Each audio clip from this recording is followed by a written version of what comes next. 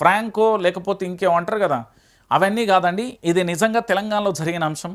పేలిన భూస్కామ్, Jubilee కొండను తవ్వితే బయటపడ్డ అనంకొండలు, జూబ్లీస్లో point black, మంచిరేవులలో big attack. ఏం జరిగింది అసలు? సుమంత్ పిస్టోల్ పెట్టి బెదిరించిందని మంత్రి ఉత్తమ్ కుమార్ రెడ్డి ఫిర్యాదు చేసినట్టు వేం నరేందర్ రెడ్డి మాకు చెప్పారు. డెక్కన్ సిమెంట్ యాజమాన్యానికి సురేఖ మాజీ ఓఎస్డీ సుమంత్ పాయింట్ బ్లాక్లో గన్ పెట్టి మంత్రి ఫిర్యాదు చేశారట. నిజమేనా, ఫిర్యాదు చేశారా అని ఉత్తమ్ అంకుల్ను అడిగితేనేమో తనకేమీ తెలియదు అంటున్నాడు. డెక్కన్ వాళ్ళతో మాట్లాడింది ఎక్కడా? సీఎంతోనే ఉండే రోహిన్ రెడ్డి ఆఫీస్లోనే కదా. సుమంత్ను వాళ్ళు పిలిపిస్తేనే అక్కడికి వెళ్ళిండు. ఆయన పోవడానికి ముందే రోహిన్ రెడ్డి సీఎం ఆఫీస్ నుండి అక్కడికి చేరుకున్నాడు. డెక్కన్ వాళ్ళను పిస్తోల్ పెట్టి బెదిరించినట్లు సుమంత్ మీద ఫిర్యాదు వచ్చిందన్నారు. మరి అక్కడే ఉన్న రోహిన్ రెడ్డి సాక్ష్యం చెప్పాలి కదా.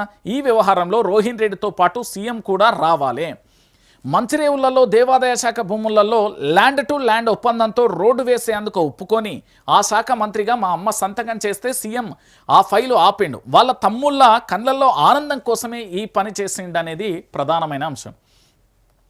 2025 అక్టోబర్ 15వ తేదీ రాత్రి 11 గంటలకు మంత్రి కొండా సురేఖ కూతురు సుష్మిత పటేల్ చేసిన ఈ సంచలన ఆరోపణలు గుర్తున్నాయా? లేకుంటే గుర్తు చేసుకోండి. కాసేపు అక్కడే ఆగిపోండి.